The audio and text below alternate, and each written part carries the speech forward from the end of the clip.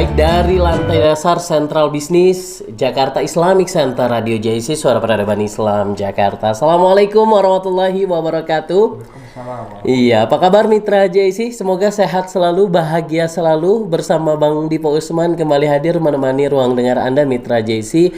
Mudah-mudahan mitra JIC sehat walafiat ya, amin ya robbal alamin.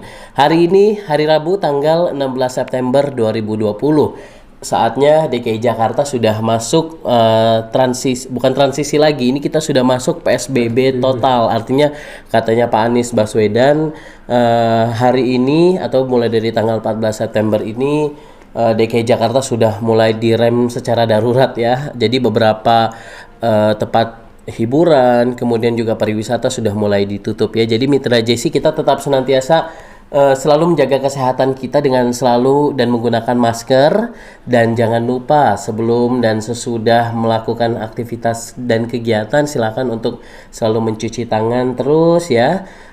Habis kerja silakan langsung mandi gitu ya agar bersih, agar orang-orang yang di rumah senantiasa selalu sehat dengan kehadiran kita semua di sini.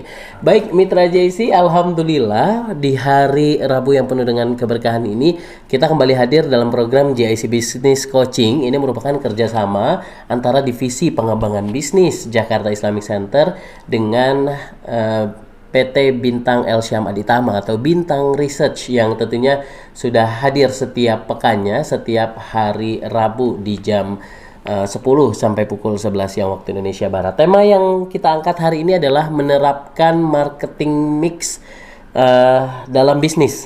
Nah, kira-kira apa sih marketing mix itu? Ada 4P dan ada 7P. Nah, kira-kira apa yang nanti kita akan bahas?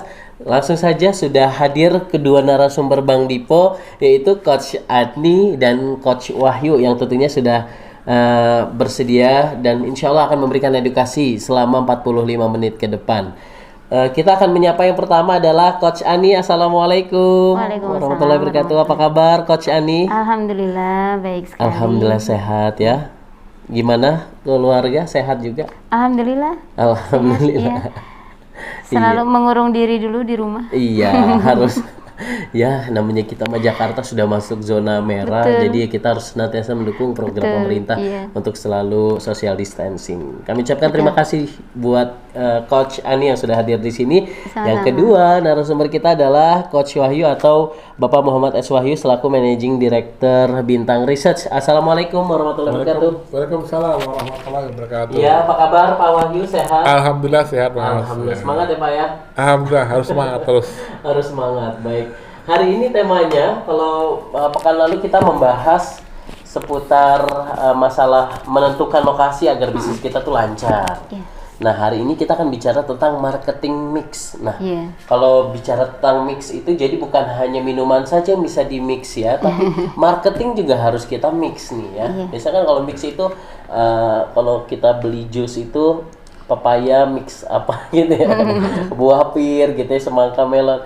Nah, kalau ini marketing mix. Nah, kira-kira apa sih marketing mix ini? Tapi sebelumnya silakan Coach Wahyu dan Coach Ani untuk menyapa dulu mitra JIC yang mendengarkan dan menyaksikan kita melalui Facebook Radio JIC, JIC TV dan streaming di www.islamicstripcenter.or.id. Kami persilakan dulu Coach Wahyu. Assalamualaikum warahmatullahi wabarakatuh. Apa kabar mitra JIC yang saya hormati? Pada kali ini kita akan membahas mengenai marketing mix ya. Marketing mix itu memiliki peran yang sangat penting dalam bisnis. Nanti kita akan jelaskan lebih lanjut apa itu marketing mix gitu. Baik. Oke, silakan untuk Coach Ani, silakan untuk menyapa mitra JC semua yang hadir menyaksikan kita. Baik, assalamualaikum warahmatullahi wabarakatuh. Waalaikumsalam warahmatullahi wabarakatuh. Mitra JIC apa kabar dan juga mitra bisnis sekalian ya.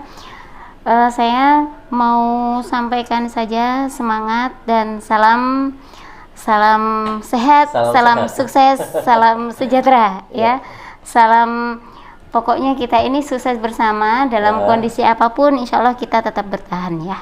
Baik, amin, terima kasih. Baik, kalau kita bicara tentang marketing mix ya, ini istilah yang amat cukup dikenal oleh pebisnis ya. Marketing mix atau bahasa akademiknya bauran pemasaran ya. Ini strategi yang terdiri dari beberapa unsur terpadu untuk menjual produk ataupun jasa kepada pelanggan. Nah, marketing mix yang kita akan bahas hari ini tuh apa? Karena Bang Dipu kan dengar ada 4P, ada 7P. Nah, kira-kira apa itu yang dimaksud dengan 4P? Waduh, ini pertanyaannya langsung kayak ini ya. Dosen ya. Pak dosen ya. Saya kayak Kira-kira 4P kayak apa mau sih, Bang? sidang gitu. Oke. Silakan, Coach Wahyu. Begini. Marketing mix ini makanya dinamakan mix, itu artinya bauran atau campuran atau memang sengaja dicampur. Artinya masing-masing elemen marketing ini tidak ada memiliki mana porsi lebih besar. Semua setara.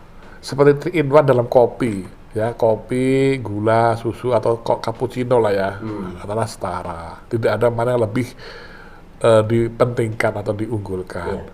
Nah, marketing ini menurut Phil Kotler itu ada 4 ya untuk marketing klasik ya, ada 4 untuk produk barang dan ada 7 untuk produk jasa. Produk ini terdiri dari 2, barang dan jasa ya. Jadi jadi artikan bahwa produk itu hanya barang saja, jasa pun juga produk. Nah, marketing mix untuk produk barang itu ada 4 elemen, yaitu pertama produk, kita membahas produk dulu, kemudian price, yaitu harga ya, kemudian place, penempatan atau distribusi juga termasuk place, pendistribusian, pendeliverian, dan satu lagi promotion, itu untuk produk berupa barang. Sedangkan jasa itu 4 itu tambah 3 lagi, jadi tadi saya ulangi dari awal, produk, price, place, sama promotion, plus people, ya kan, people, physical evidence, jadi fisik secara nyata, outletnya, outlet seperti itu, sama packaging.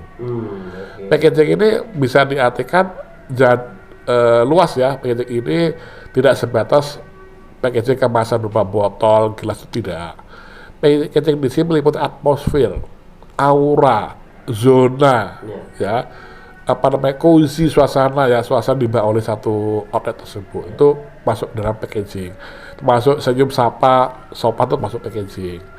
Nah, kalau people itu orangnya seperti apa, apakah responsif dan sebagainya macam, komunikatif dan semacam. Fisik outletnya itu jasa ya. Kalau berrestoran seperti apa desain restorannya, apa desainnya lebih ke arah family, apa ke arah hangout dan lain-lain. Kurang lebih seperti itu, Mas. Baik, jadi secara teori bahwa 4P itu adalah produk, kemudian juga price, pledge, dan promosi, ya, promotion ya, Pak. Promotion ya. Dan 3P itu people, Physical evidence. Physical evidence. Jadi Physical evidence. Nyata, fisik nyata. Oke, dan ketiga adalah packaging ya. Ya, tentunya ini juga berkaitan dengan produk dan jasa. Sekali lagi ini bukan hanya produk tapi usaha barang dan jasa ya.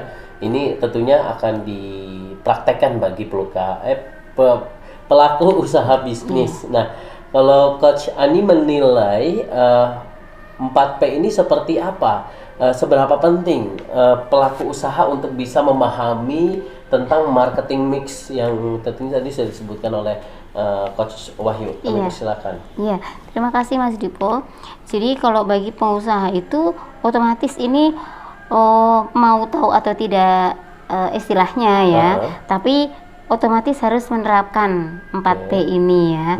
Jadi di produk otomatis kalau orang mau bisnis punya dong produknya, entah produk barang, entah produk jasa ya kan. Dan nanti pasti produk itu dia harus spesifikkan mau produk apa, seperti apa, terus ukurannya seberapa ya kan. Terus nanti misalkan rasa juga seperti apa, itu kan pasti harus dia itu persiapkan dengan sebaik-baiknya produknya sesuai dengan target pasar yang dibidiknya, kan gitu. Kemudian yang kedua itu ada di price itu dengan produk yang begini, ukuran segini mau dijual dengan harga berapa, itu nanti kan juga pasti harus disesuaikan dengan daya beli dari customer yang dibidiknya sendiri. Daya beli HPP juga ada berapa? ya, ya kan? Di APBD. pricing kan, itu masuk di pricing. Jadi harganya berapa, tentunya harus dilihat dulu dari, bukan hanya menetapkan saya mau jual harga sekian kan, enggak kan, mesti dilihat dulu dari ongkos produksinya berapa, jatuhnya di HPP berapa, baru nanti ngambil marginnya berapa gitu kan. Nah, margin ini biasanya yang agak berat kan di sini. Aduh, kalau saya ngambil margin besar, nanti laku apa enggak ya gitu kan. Kalau nanti marginnya tipis sekali, waduh, saya yang babak belur nih gitu. Makanya perlu dilakukan yang selanjutnya nih, place-nya ini. Oh, berarti saya supaya untuk mereduce cost ya, mengurangi biaya itu, berarti saya harus penempatannya di mana nih gitu. Jadi kalau mau saya itu keuntungannya lebih tinggi, berarti saya harus placingnya di mana. Kalau saya sudah membidik placingnya di sini, berarti saya nggak bisa nih harga tinggi misalnya. Kalau aduh, saya koneksi saya tuh di sekolah nih, di kantin sekolah, otomatis nggak bisa dong jualan dengan harga kayak di mall yang besar gitu kan, mall yang premium gitu. Jadi dia mesti menyesuaikan diri, baik produknya maupun disesuaikan dengan customernya lah ya, untuk pricingnya sendiri juga. Kemudian tidak cukup hanya di placing ya, kalau tempatnya sudah oke. Selanjutnya adalah promotionnya, jangan lupa promosinya itu ini menentukan sekali, penting sekali promosi. Sebagus apa produk kita, sebagus atau strategis apapun tempatnya, lokasi kita, sebagus apapun produk kita, kalau kita tidak bisa mempromosikan dengan baik, kalau kita tidak bisa mengenalkan produk kita dengan baik, bagaimana orang akan tahu? Kan gitu.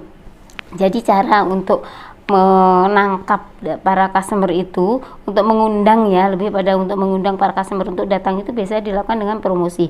Promosi ini banyak sekali trik-trik dalam promosi yang bisa dilakukan, ya kan. Kadang-kadang itu pengenalannya itu melalui flyer, kadang-kadang melalui halo-halo, gitu kan, melalui kan biasa ada yang macam-macam, ada flyer, macam-macam ya, gitu. Terus ada juga sosial media, kemudian juga dan jangan lupa di balik semua itu juga itu ada word of mouth ya. Jadi warm itu adalah ketika orang itu sudah ada experience ya, untuk merasakan atau untuk mencicipi produk itu ya, itu nanti pengaruh dia memberikan informasi pada orang lain, baik merekomendasikan secara positif maupun negatif. Jadi itu penting sekali. Kalau orang itu sudah satu, kita mempromosikan dengan sangat baik, tetapi ada yang over promise under deliver itu. Jadi janjinya lebih tapi ternyata layanan atau produk yang diberikan kualitasnya di bawah ekspektasi, itu bisa menjadi ancaman juga, menjadi bumerang buat diri sendiri, karena WOM ini, efek WOM ya, word of mouth ini menjadi membuat orang itu bisa menarik keputusan yang awalnya itu mau datang, akhirnya tidak jadi datang. Jangan ke sana deh, jangan ke sana. Itu bisa mematikan bisnis. Itu bahasa awamnya itu dari mulut ke mulut ya? Ya, dari mulut ke mulut. Oke. Ketok tular nggak bahasa Jawanya? Itu sangat-sangat berpengaruh banget ya, sangat berpengaruh bagi perusahaan ya. Betul, sangat berpengaruh. Baik nanti WOM itu dilakukan di real maupun di dunia di medsos. Yang lebih parah itu kalau sudah di medsos itu kan udah jadi viral gitu. Iya, apalagi ya. Viral positif, orang akan berdiam-diam datang. Viral negatif ya sudah. Netizen dulu komplain. Iya. Termasuk istri Bang Dipo kalau misal mau beli barang-barang gitu ya, biasa dilihat dulu reviewnya itu seperti apa. Mungkin kalau sekarang udah bukan dari mulut ke mulut, tapi sekarang dari jari ke jari. Betul. Iya, dari apa ya, dari tanggapan tanggapannya diketik orang kalau untuk bisnis online ya. Nah, ini kayak komplain handling benar. Nah, saya mau bertanya, ini kan mix marketing mix ya. Artinya kalau mix itu, kalau Bang Dipo mengartikan mix secara awam itu campuran. Nah, apa sebenarnya yang dimaksud campuran ini? Apakah 4P jadi 7P itu, atau memang keseluruhan itu harus berkesinambungan? Kalau misalnya dia fokus di bidang marketing saja tanpa adanya promosi atau pledge gitu, atau apalagi tadi price produk. Nah, itu seperti apa yang dimaksud marketing mix yang dimaksud tadi Mixnya Coach bagaimana Wayan? gitu ya. Ya, benar. Marketing yang dimaksud itu adalah campuran ya. Jadi itu benar ya, campuran harus ya. dicampur. Jadi kita nggak bisa sendiri. Nggak enak, Mas. Nggak enak. Ibarat kita minum kopi manis, kopi susu, kita minum kopi dulu, kita makan kopi dulu, kita kunyah gulanya dulu, kan nggak enak kan? Nggak enak, ya. Kita makan susunya, baru kita makan air putihnya, kan nggak enak. Air putihnya panas pula. Baru kita kumpul-kumpul, baru kita telan, nggak enak kan? Enak kalau kita, seperti itulah, nikmatnya kopi itu kalau dicampur, nah sedapnya di situ ya. Sama. Jalan bersama. Betul, jalan Artinya bersama. 4P itu sebenarnya Harus dicampur. mix itu yang Iya, dimaksud ya? satu Oh, oke. kesatuan. Gitu. Satu kesatuan yang tidak bisa ditinggal satu Iya. pun. Karena kalau ditinggal satu pun, misalnya kopi, ketinggalan kopinya nggak jadi kopi. Iya. Kopi susu nggak ada susunya nggak jadi kopi susu. Ya, Kan betul. gitu. Itulah kurang lebih ya. Kita mengkonsumsi satu apapun kalau dicampur dulu, diaduk dulu. Itulah Iya. nikmat di situ. Nikmat. Betul. Betul. Jadi makanya harus jalan bareng antara yang tadi produk. Kalau orang itu mau bisnis, maka produknya harus diperhatikan sekali. Yang selanjutnya adalah pricingnya, penetapan harga itu sudah harus diperhitungkan matang-matang. Selanjutnya untuk placingnya, place itu juga harus ditentukan di mananya itu secara baik online maupun offline, di mana yang kira-kira prospeknya lebih bagus ya. Itu perlu dipertimbangkan banget. Perlu dilakukan riset lah ya, riset meskipun nggak harus riset yang kompleks ya, riset yang kecil-kecilan nggak apa-apa, sederhana gitu. Kemudian juga yang selanjutnya adalah promotion, yaitu tadi untuk mengetahui bagaimana orang akan tahu produknya kalau dia tidak mempromosikan produknya gitu kan. Uang di sini bisa dua sisi mata uang yang sama-sama bisa menguntungkan juga bisa merugikan, Mas ya. Jadi tidak selalu uang itu diartikan negatif. Kalau kita berprestasi juga dahsyat loh efek bom ini. Iya. Ya kan? Viral. Makanya jangan sampai kita wanti-wanti, jangan sampai over promise under deliver. Artinya gini, kita realitas kita nggak sesuai dengan apa yang kita janjikan. Contohnya gini, pernah satu maskapai dulu, saya nggak sebut nama maskapainya, dia mengklaim kalau kami telat, kami akan ganti rugi. Oke. Ternyata telat beneran, Mas. Nah sekarang nggak cuma sekali, berkali-kali. Akibatnya apa? Yang ironisnya, perusahaan ini dulu pernah menyandang predikat marketing terbaik, dapat award marketing, tapi akhirnya collab. Karena dia nggak bisa mempertahankan itu. Dia over promise under deliver. Dia bilang kepada publik, kalau saya telat, saya akan ganti rugi. Ternyata telatnya nggak cuma sekali, berkali-kali. Orang finance kan ngeluarin terus uang kan. Ganti rugi.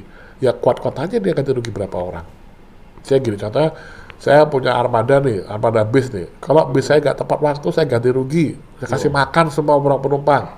Ternyata bisnya telat beneran karena faktor-faktor di jalan. Ada faktor mungkin macet, ada faktor mungkin kerusakan di jalan, atau faktor mungkin macam-macam yang kita nggak bisa prediksi di jalan. Sehingga saya harus ngasih makan orang penumpang semua. Otomatis kan mengurangi margin saya, mengurangi keuntungan saya. Itu terjadi berkali-kali. Ya sudah. Tinggal tunggu Akhirnya kolaps. habis nafas saja. Makanya kalau kita membuat janji pada customer, kita pastiin bahwa kita harus sanggup memenuhinya. Iya, harus diperhitungkan banget. Harus diperhitungkan. Jangan sampai kita buat janji konyol seperti itu ya. Kalau saya telat, saya akan ganti rugi. Kalau saya salah, saya akan balikin. Iya. Salah bener, harus hati-hati loh. Misalnya ada kursus gitu kan. Kalau nggak berhasil, uang kembali. Bener.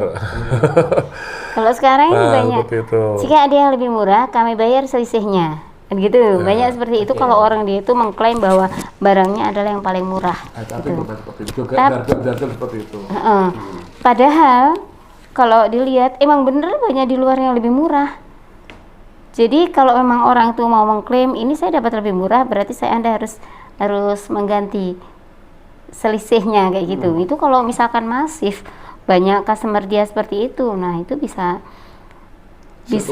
sangat dahsyat untuk mengurangi jargon itu marginnya. udah menurut kami udah mulai perlu direvisi lagi ya, karena tanda prakteknya banyak yang lebih murah kok. Iya, Cuma orang betul. Enggan, males saja. karena birokrasinya ribet, Mas. Iya. Harus kasih struk bukti pembeliannya, nanti dia cocokin bener enggak pada tanggal Iya. sekian. Habis itu dia Nggak diganti, mudah gitu. nggak mudah. Habis itu dia diganti selisihnya, Mas. Iya. Cuma Misalnya, selisihnya. Cuma selisih 1.000, ya capek-capek cuma 1.000. Akhirnya orang malah udahlah diam-diam aja, tapi hati-hati efek ngomongnya ini ya. Iya. Promosi tadi menarik itu apa tadi Bu? Tadi yang dari mulut ke mulut. Word of mouth ya, Word of umum. Ya, jadi yang dari mulut ke mulut itu tadi itu kalau sekarang kan bukan lagi mulut yang berbicara ya, tetapi jari yang berbicara ya. Itu masuk juga itu. Nah, kalau misalnya gini barang-barang kita nggak ngomong hukum Islam di sini lah, bicara tentang produk gitu. Kadang banyak juga yang jualan tapi tidak punya produk. Iya. Ya, tapi dia menempelkan harga, kemudian promosi. Ya. Nah, ini bisa dikatakan apa ya? Baik gak sih marketing pledge gak yang dimaksud ini? Iya. Misalkan sekarang yang online itu misalnya dia tidak punya produknya gitu, tapi dia menjualkan produk temannya. Bisa reseller atau dropshipper, biasa seperti yang dropshipper ya. Jadi gini. Dalam menerapkannya seperti apa? Iya. Jadi untuk dropshipper itu bagus, boleh ya, boleh saja. Bahkan dalam hukum Islam pun juga boleh-boleh saja, dengan catatan dia memang sudah ada kesepakatan dengan yang mau dibeli itu tadi ya. Artinya jatuhnya dia adalah sebagai dropshipper itu adalah sebagai marketer.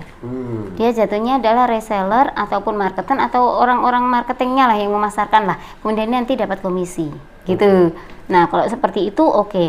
Yang berbahaya tuh ketika dia itu tanpa seizinnya ya, tanpa seizin yang punya penjual yang punya, kemudian dia menjualkan barangnya, ketika ada dibeli diganti mereknya. Nah itu yang bisa merugikan orang lain. Ini pernah terjadi kasus seperti itu di UMKM, ada kasus seperti itu, akhirnya dibawa ke LBH.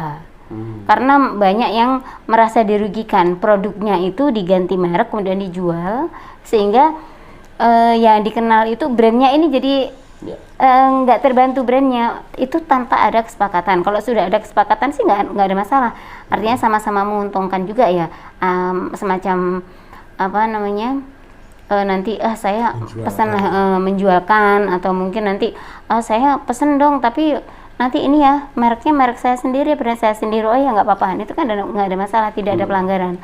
Tapi ketika saya beli ke dia kemudian ini tanpa repackage ya, tanpa repackaging, misalkan beli banyak dikemas kecil-kecil kan sudah beda. Kalau ini enggak, persis misalnya persis 1 kilo juga 1 kilo persis, cuman dibuang mereknya diganti. Nah itu yang secara etika enggak benar juga ya, yang tidak boleh seperti itu. Cuman kalau yang dropship enggak masalah, itu justru membantu. Sekarang banyak loh yang kemudian orang itu justru menawarkan reseller welcome, dropship welcome gitu. Kalau di online itu kan biasanya kan ada pilihannya dropship. Kalau memang apakah akan dikirim sebagai dropship, nah itu nanti kan berarti yang dapat nama adalah si resellernya itu. Dan itu kalau dropship berarti seandainya ada apa-apa maka nanti klaimnya itu bukan pada pemilik barang, tetapi pada ke dropshippernya itu. Seandainya barangnya misalkan di luar rusak, di perjalanan rusak, nanti yang mengganti siapa? Ya dropshipper itu, gitu loh. Yang jadi plus minusnya di situ. Makanya kita kan pernah bilang bahwa bisnis tidak punya pelanggan itu bukan bisnis, tapi bisnis tidak punya produk masih bisa jalan. Buktinya dia bisa reseller atau dia bisa dropshipper gitu. Artinya jadi bisnis tanpa adanya pelanggan itu tidak bisa dikatakan nggak jalan. Bukan bisnis namanya. Tapi coba kalau bayangkan itu bisa dikatakan bisnis. Betul. Karena kita punya produk banyak tapi nggak punya pelanggan, gimana? Kalau misalkan ada, tapi kan ada orang yang dropshipper ke kita, dropshipper itulah pelanggannya. Atau dia itu pelanggan secara tidak langsung ya, pelanggan secara langsungnya nanti tetap saja ada pelanggan, gitu kan? Orang yang menyerap barangnya, orang yang menyerap produknya itu kan tetap saja pelanggan. Tapi kalau barangnya itu numpuk, meskipun di gudang yang mewah, barangnya numpuk nggak ada yang beli, gitu kan?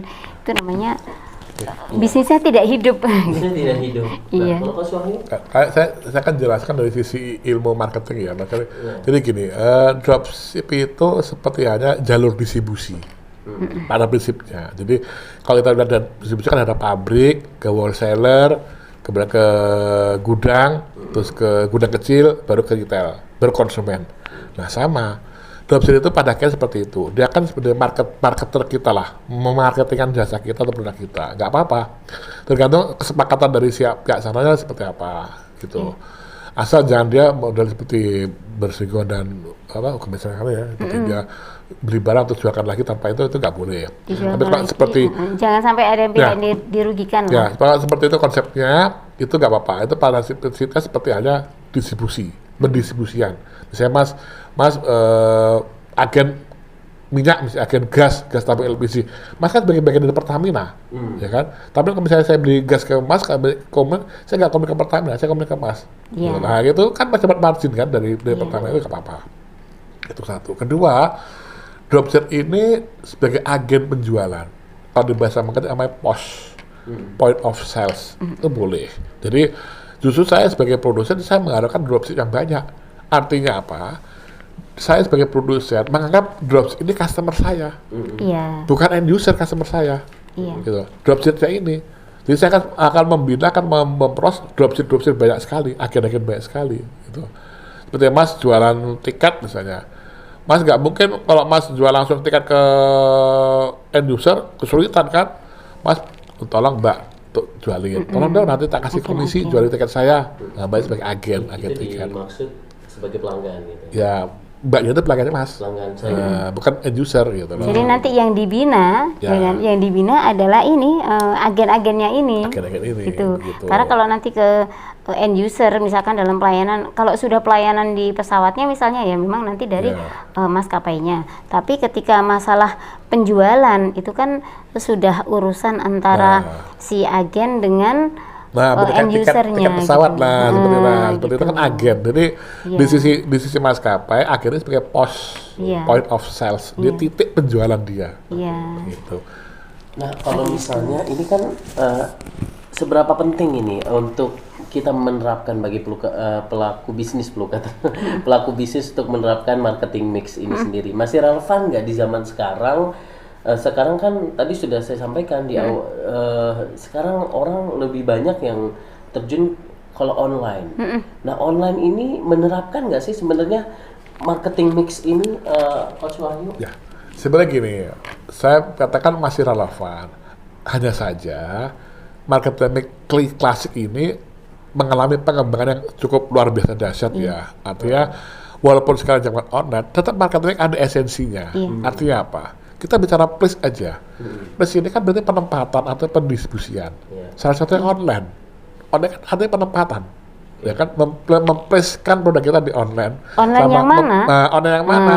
Memplacekan produk kita di offline. Online pun juga pilih apakah ke marketplace atau ke blog atau ke Facebook atau ke yang lain-lain, sosial media yang lain. Itu kan penempatan juga. Kan? Termasuk dropship tadi itu juga place dalam marketing, pendistribusian, kan? Pendeliverian produk atau jasa kita gitu. Pricingnya juga tetap jalan kan, pricing kan, karena meskipun online dia tetap menetapkan harga kan. Hanya saja udah mengalami perkembangan, esensinya masih gitu loh. Artinya 4P ini bisa akan terus bertambah terus. Sepanjang masa, sepanjang masa ya, dan sepanjang kehidupan bisnis itu dibutuhkan. Hanya sekarang mungkin nggak 4P lagi ya, udah banyak sekarang nggak 4P. Kita basicnya butuh di 4, kemudian nanti bisa ditambah, kita butuh macam-macam sekarang. Online offline. Online offline itu masuk dalam kategori promosi juga. Promosi itu ada 3 Mas. Above the line, below the line, sama through the line. Nah, mungkin istilah baru buat teman-teman ya. Above the line itu promosi melalui namanya above ya, di atas garis, artinya itu promosi melalui kayak media-media yang sifatnya konvensional, televisi, iklan radio, billboard, itu above the line. Kalau below the line itu mengenai kayak gerilya, seperti misalnya melalui promosi pameran, itu below the line, pameran, terus mulai member kayak gitu, itu below the line, terus direct selling, terus kemudian buat event itu below the line. Ada lagi through the line itu melalui online, masalah online, digital marketing. Pada prinsipnya esensi kan ada sebetulnya si 4P ini. Cuma sekarang udah berkembang, jadi si pencipta 4P itu pinter banget deh. Iya. Dia udah mikirin jauh ke depan. Iya. Dan Basicnya dari situ, kan bakar-bakar anak-anaknya. Jadi kan udah punya cucu deh. Jadi online ini bisa masuk dalam placing ya, penempatan, bisa juga masuk dalam promotionnya. Kalau placing itu berarti nanti jualannya kok memang bener-bener di online gitu, atau cuman promosinya saja yang di online, hanya saja nanti jualannya tetap offline, bisa jadi begitu, atau dua-duanya di online. Kalau dua-duanya di online berarti memang placingnya atau penempatannya itu memang jualannya di online gitu. Iya. Artinya kalau Bang Dipo simpulkan bahwa tema kita hari ini menerapkan marketing mix dalam bisnis ini merupakan strategi bisnis ya. Betul. Kalau sekiranya bisnis kita pengen lancar, gitu pengen baik ya kita harus terapkan mengenai jangan 4P tadi. jangan tinggalkan satupun. Iya. Jangan tinggal satupun supaya jadi memang benar-benar, kalau namanya kopi susu itu benar-benar kopi susu, bukan kopi nggak ada susu tanpa susu gitu lah. Iya. Mau online ataupun offline, ini kalau bisa diterapkan ya, karena semuanya. Agar dengan kita menerapkan tadi 4P tadi, insya Allah bisnis kita juga lancar. Bagaimana kita bisa menerapkan packaging, promosi yang baik. Sebelum kalau kita bicara tentang 4P, nggak cukup sehari ya untuk menjelaskan, karena kita juga harus mendetailkan nih kira-kira produk seperti apa yang dimaksud, price seperti apa. Kita bisa berseri nanti. Ada strategi produksi, ada strategi pricing, strategi placing, strategi promotion, itu kalau kita breakdown itu juga bisa panjang sekali.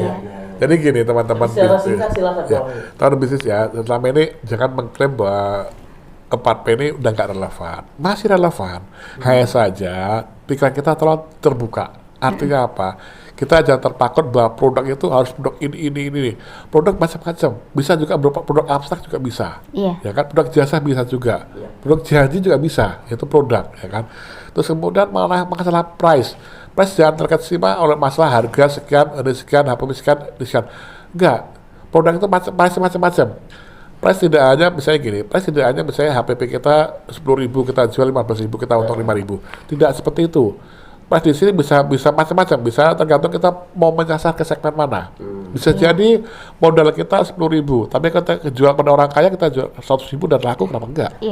Ya kan? Kita untung 90.000. Alhamdulillah kan. Itu price. Place juga artikan bahwa penempatan di ruko, mall, enggak sesederhana itu untuk zaman sekarang. Place di sini bisa termasuk ke online offline, ya kan? Online-nya online apa dulu tuh masuk place, offline-nya apa dulu juga masuk place.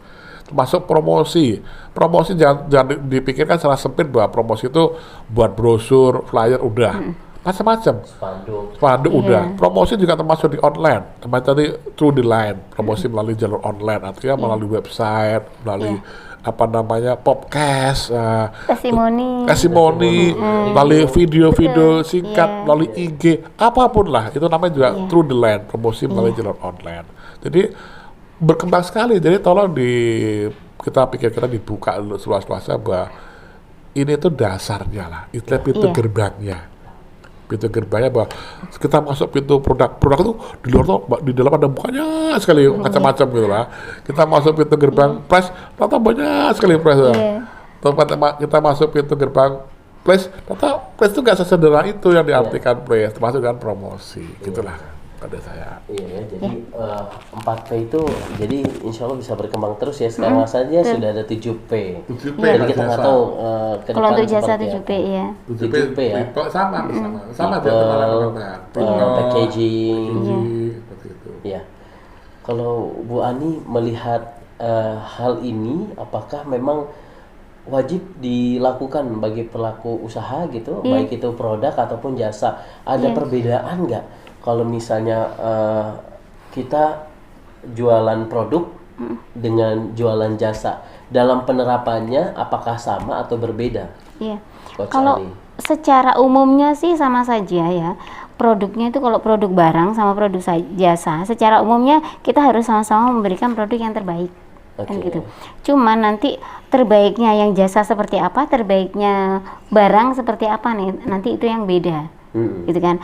Barang pun kan juga beda. Barangnya barang apa ini? Oh, barang yang misalnya alat kebutuhan sehari-hari kah, kebutuhan sekolah kah, kebutuhan kesehatan kah? Itu nanti kan masing-masing punya standarnya. Nah, kalau misalkan di makanan tuh nggak perlu SNI. Tapi ada PIRT misalnya atau halalnya diperlukan, BPOM-nya diperlukan. Kalau untuk misalkan helm kan nggak perlu halal, ya kan? Yang dibutuhkan SNI. adalah SNI gitu kan. Standar Nah, Nasional Indonesia. ya, jadi untuk produk seperti itu nanti untuk menetapkan standar-standarnya itu nanti akan berbeda.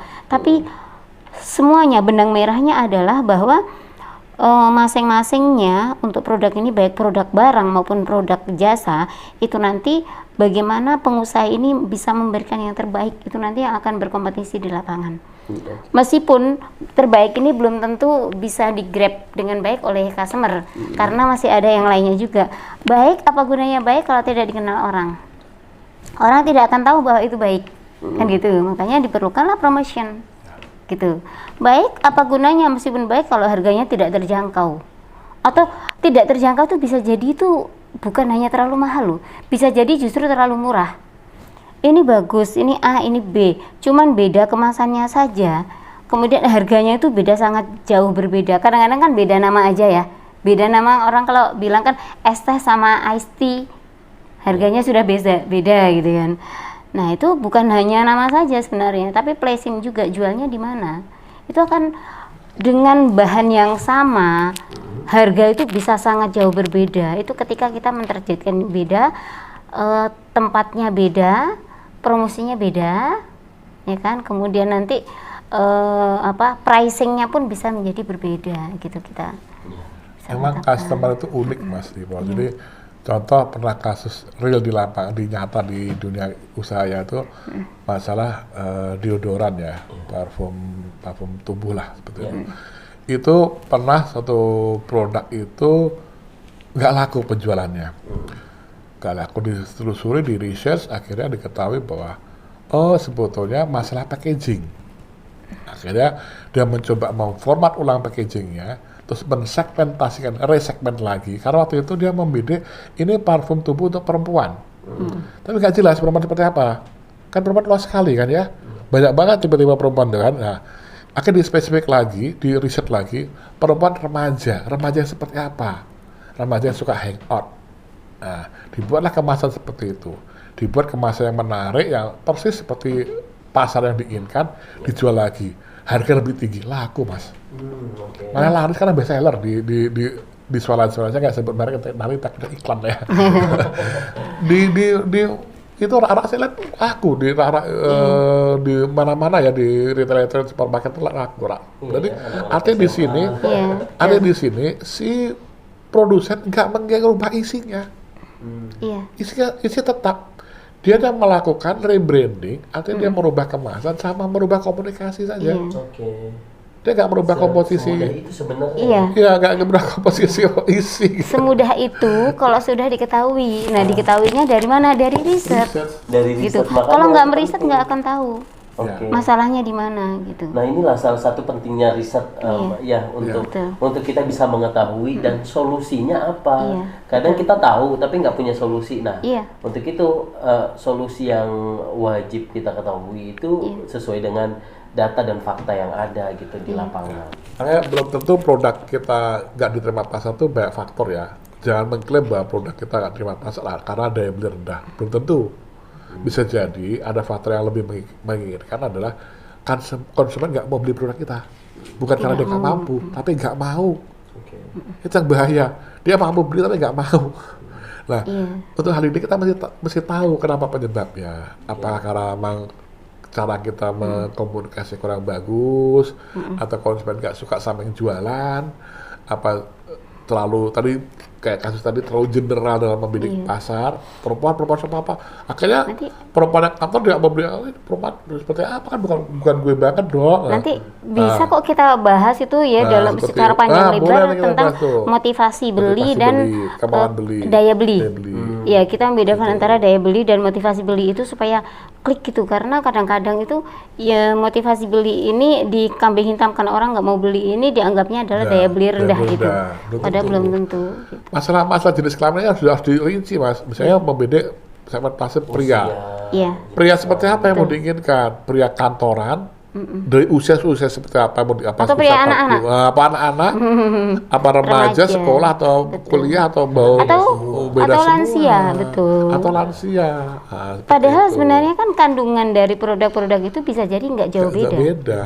Cuma nanti ditambahkan sedikit menjadi ini untuk segmen ini, tambah sedikit saja untuk segmen ini, gitu. Ya. Karena gini, ada beberapa contoh satu produk perawatan tubuh ya. Ada produk tubuh dari antar merek itu sebenarnya nggak jauh beda isinya. Secara Itu basic untuk aja. sama semua, Mas. Hanya ini aja ya, komunikasi. Yang ya. membedakan adalah parfum sama komunikasi, Mas. Iya. Oke. Packaging. Makanya Iya, karena packaging saya termasuk diketahui, komunikasi. waktu itu saya dijelaskan sama kolega saya, dia mantan petinggi sebuah perusahaan consumer good, dia cerita, Mas itu sebenarnya sama semua isinya, merek kita sama merek komputer sama Mas isinya, Sama. yang membedakan komunikasi, packaging sama Iya. parfumnya, Brandingnya. Iya, betul. brandingnya. Sekarang kayak misalkan minyak goreng saja lo ya. Minyak goreng kan bahannya sama-sama sawit. Sama. Iya kan? Sama-sama sawit. Apa Kemudian beda-beda? CP berapa ini? CP 10, CP 8 ya sudah. Yang penting standar di CP 10, standar CP 8 ya udah itu aja. Cuma nanti yang beda kenapa harganya bisa berbeda? Kenapa ini ya karena faktor-faktor yang lain. Merek, kemasan, dan lain-lain, komunikasi. Artinya gini, Bintang Research kan di situ bertugas untuk meriset ya, Iya. riset produk tersebut, Betul. yang 4P tadi. Iya. Nah, perbedaannya ketika mendapatkan solusi dari yang betul-betul riset secara data dengan riset secara mendapatkan solusi yang bukan dari data, itu bedanya apa gitu? Misalnya gini kan, marketing research kan meriset Betul. produk tersebut. Iya. Kemudian kan diteliti dengan Ada data yang datanya, ada. Kemudian ada solusi. Nah, apa bedanya ini dengan Yang semacam tidak diriset tapi mendapatkan solusi? Nah, boleh dong. Ibaratnya Jadi orang sakit. Ibaratnya orang sakit. Satunya itu datang ke dokter, satunya datang ke warung beli obat. Sakitnya sama-sama pusing. Kalau ke dokter, misalkan atau sama-sama sakit perut atau apa. Kalau ke dokter kan nanti akan ditanya secara detail, kemudian dianalisa. Ya kan, dianalisa begini. Kalau misalkan pusingnya bagaimana, kemudian mungkin juga dicek darahnya, mungkin ya ini sehingga nanti dengan pemeriksaan yang detail dan mendalam, maka nanti ini obatnya adalah ini. Ini lebih bisa dipertanggungjawabkan daripada saya pusing, saya pergi ke toko obat kemudian beli obatnya saja langsung. Ini kan tidak jelas pusing karena apa. Kan gitu. Bisa jadi pusingnya itu pusing karena mikirin utang. Ternyata yang diminum adalah obat pusing, bisa jadi overdosis. Kok nggak sembuh-sembuh? Minum lagi jadi overdosis, bahaya. Tapi kalau misalkan dokter kan bisa saja melihatnya dari pusing, kemudian dicek dari mungkin tensinya, Bisa jadi nggak ternyata bukan flu penyakitnya. bisa jadi lebih berat lagi. Anda ini bisa Kena jadi corona. ringan. Nah, bisa jadi ringan, bisa jadi lebih berat daripada yang dikira, bisa jadi lebih ringan. Ya. Bisa jadi Anda ini sebenarnya yang Anda butuhkan itu refreshing gitu. Piknik. Ada kemarin temen itu cerita anaknya itu tiba-tiba karena adanya ini ya school from home kemudian work from home itu kan ya, anaknya sekolah itu kemudian tiba-tiba pusing, dia jadi ini kena corona gitu kan. Udah kemudian ke dokter, ya sudah, supaya memastikan kita ke dokter aja. Berobatlah ke dokter, diperiksa sama dokter, jawabnya apa? Pusing-pusingnya ini udah ketakutan gitu, jawabnya ini tuh cuman kurang tidur. Udah nggak jadi minum obat, paling kasih vitamin aja. Ini cuman ini karena kurang tidur saja. Kalau dia tidak ke dokter itu, bisa jadi dia beli obat pusing di toko dan bisa jadi menjadi salah kasih obat kan. Kalau salah kasih obat kan dampaknya bisa luar biasa fatalnya gitu termasuk loh. juga dalam bisnis. Betul, dalam bisnis ketika seperti mendapatkan itu. solusi yang kurang tepat, ini Iya. malah bisa nanti bukan tambah baik malah. Betul. Terus jangan sampai begini, kadang orang kan dengan cara pusing di obat di Tuaro sembuh. Apakah itu langsung mengklaim dia seorang dokter? Iya. Belum tentu. Karena sekarang Bisa jadi kebetulan.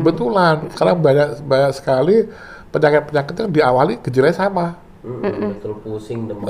Pusing demam ternyata pas dicek ternyata lebih parah lagi. Ada COVID-nya ternyata pas dites swab atau rapid. Nah, seperti kan berbahaya sekali. Makanya ada beberapa hal indikasi silakan mau berubah sendiri silakan. Cuma kalau misalnya dirasa kurang begitu sembuh, ke dokter. Kayak itulah, diobat. Jika sakit berlanjut, hubungi dokter. Nah, iya. Termasuk juga dalam bisnis. Betul, dalam bisnis juga seperti itu. Makanya kita bilang marketing termasuk juga betul, riset rumah sakitnya. Betul, riset itu fungsi periset itu adalah seperti dokter, menganalisa. Saya kasih contoh juga ini ya. Kalau orang tuh misalkan khawatir nih kalau riset nanti biaya mahal dan sebagainya gitu ya. Ada satu contoh begini. Sebuah kapal besar, kapal pesiar itu tiba-tiba mesinnya mati. Mesinnya mati nggak bisa beroperasi dong. Bisa dibayangkan kerugiannya berapa kalau dia tidak beroperasi. Kalau beroperasi dapatnya berapa, kalau tidak beroperasi jatuhnya kerugiannya berapa, gitu kan. Nah, kemudian dipanggillah ahli untuk memeriksa kapal itu, untuk ngecek, dicek secara teliti oleh sang ahli itu. Dibutuhkan waktu yang agak lama juga. Sana tek-tek, apa yang dilakukan? Cuman ketok-ketok. Karena setelah dicek semuanya ya, mesin biasanya dicek gak ada masalah, ini gak ada masalah, terus tek-tek gitu kan, udah. Kemudian di satu titik dia tuh tek-tek, dia ketok kenceng 2 kali, tok, udah, mesin jalan lagi. Nah, tagihan keluar, berapa itu? Tagihannya kalau kita anggap di sini misalkan tagihannya 100 juta. Masa ngetok itu aja 100 juta? Coba tolong dirinci pengeluaran biaya itu untuk apa saja gitu ya. Biaya ngetok 100.000. Biaya mengetahui tempat di mana saya ngetok dan berapa kali saya ngetok dan seberapa kekuatan saya ngetok, itulah yang 100 juta ya, berarti yang 99.900.000. Itu jadi yang lebih mahal adalah ilmunya, bukan pada tindakannya gitu loh. Karena kalau nanti tanpa ilmu, tindakannya nanti bisa salah. Gitu loh. Sama halnya kayak dokter spesialis ya. Cok gitu doang mahal amat ya. Cuma dikasih vitamin doang tapi bayarnya mahal. Gini. Resep mahal amat. Nah, kita kan nggak tahu. Kita kan untuk mendapatkan ilmu itu kan dia harus belajarnya lama. Untuk mengetahui sakitnya berapa. Itu yang mahal di situnya, Mas. Itulah yang harus diketahui juga ya, bagi pebisnis. Kita juga tidak boleh memandang sesuatu dengan Untuk melakukan itu kan perlu adanya sekolah. Tapi untuk riset sendiri nggak terlalu mahal juga kali ya Pak Wayu? Kalau di bidang riset enggak.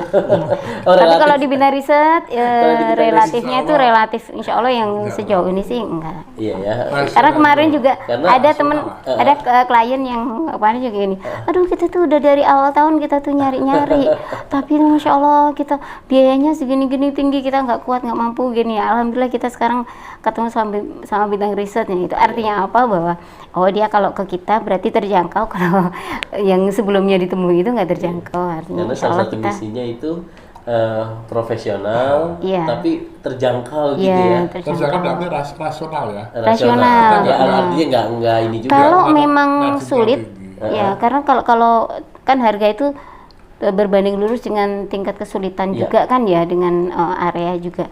Kalau memang sulit ya kita nggak bisa ngasihnya murah. Gitu. Karena biaya operasional juga tinggi, termasuk nanti untuk mendapatkan resepnya itu juga tidak gampang, misalnya ya otomatis biayanya menjadi tinggi. Tapi kalau misalnya ini kita bisa lakukan secara sederhana, meskipun orang lain tidak bisa karena mungkin tidak ada ilmunya, kita tahu bahwa ini tidak terlalu sulit, maka biayanya bisalah cukup segini. Rasional lah semuanya. Iya, Coach Wahyu dan Coach Yani hampir 45 menit. Bahkan hampir 1 jam kita stay tune di Radio JIC, di JIC TV. Sebenarnya banyak banget pertanyaan yang Bang Dipo ingin sampaikan, tapi insya Allah kita akan lanjutkan di pertemuan selanjutnya. Karena jujur kalau kita bicara mengenai 4P ini nggak habis Mitra JIC dalam waktu 1 jam ya. Karena untuk mendapatkan ilmu ini aja mungkin Coach Ani sama Coach Wahyu udah bertahun-tahun gitu untuk nanti kita bisa breakdown lah kapan-kapan. Untuk strategi pricing. Sedangkan price itu belum aja kita sampai anak-anaknya, cabang-cabangnya, cucunya belum. Karena ini kita masih neneknya. Kita lihat ternyata gini, untuk strategi pricing ini banyak orang yang keliru.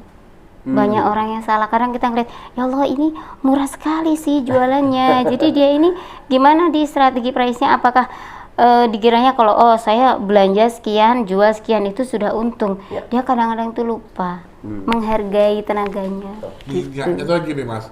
Ada ini ya, kita jual, ada orang jual nasi ya. Itu murah sekali Mas. Kita mikir berdua, ini untuk atau tidak sih mereka? Iya. Karena begini, orang-orang seperti itu kan lihatnya kan dia belanja berapa, jual berapa, itulah margin dia. Dia lupa ada kos yang nggak dimasukin, kos minyak, tenaga, kos tenaga, gas, iya. tenaga, waktu, terus mungkin dia beli aset meja, tempatnya, kalau dia sewa betul. Motor kan. Iya, Nah, betul. itu nggak dimasukin sebagai kadang. biaya, sebagai kos. Gitu Itu kan. Jadi itu kalau perlu misalnya di kita pengen tahu harga pretelin. dan lain-lain, itu bisa ya langsung. Oh iya. Bisa, iya. insya Allah nanti kita. Semua pricing. semua Ada yang- biaya yang digunakan untuk menghasilkan omset itu namanya cost, production cost. Iya. Ada berpenunjang kayak listrik itu overhead namanya. Jadi listrik, terus kemudian apalagi ya? Ya kayak gitulah seperti itu. Itu penunjang-penunjang seperti itulah. Iya, Kendaraan penunjang. bensin seperti itu. Iya, Itu. semua ada. Nanti insya Allah kita bisa Kita kupas hitung satu itu persatu. juga itu nanti kita hitung tuh. Nah itulah Mitra JC pentingnya research ya. Jadi jangan khawatir Mitra JC kalau saat ini Mitra mungkin udah usahanya pengen bangkrut. Nah itu insya Allah lah mudah-mudahan dengan diteliti kira-kira apa masalahnya, ditemukan solusinya, insya Allah bisa akan kembali lagi. Kemudian juga apalagi di tengah-tengah pandemi COVID-19 gitu ya, kira-kira nanti juga akan diberikan solusi oleh Coach Wahyu atau Coach Ani untuk bisa menyelesaikan masalah yang ada ya, terutama dalam hal bisnis.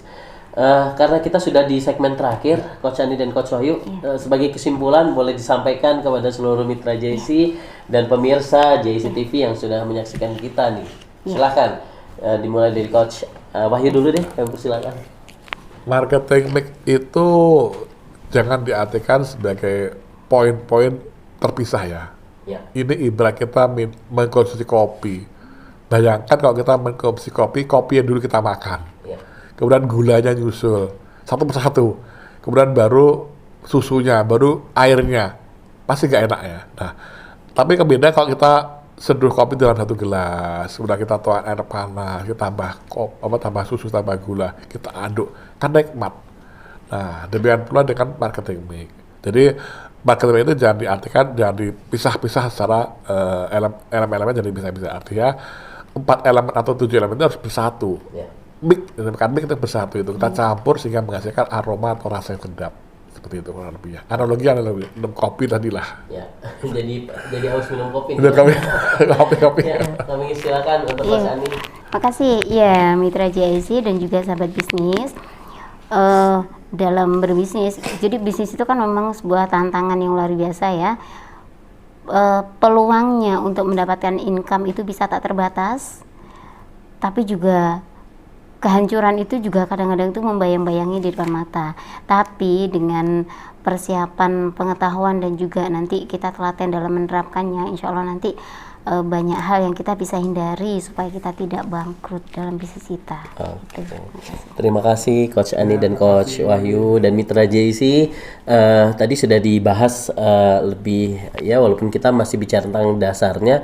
Kalau Mitra JC pengen lebih mendalam lagi seputar hal ini, silahkan Mitra JC menghubungin Coach Ani dan Coach Wahyu. Nanti di akhir acara kita akan berikan informasi, dan kalau boleh di-share nomor teleponnya Coach Wahyu ya, biar Mitra JC juga atau di kolom komentar ya, nanti kita juga akan tampilkan ya untuk Mitra JC yang ingin mengetahui kontak langsungnya.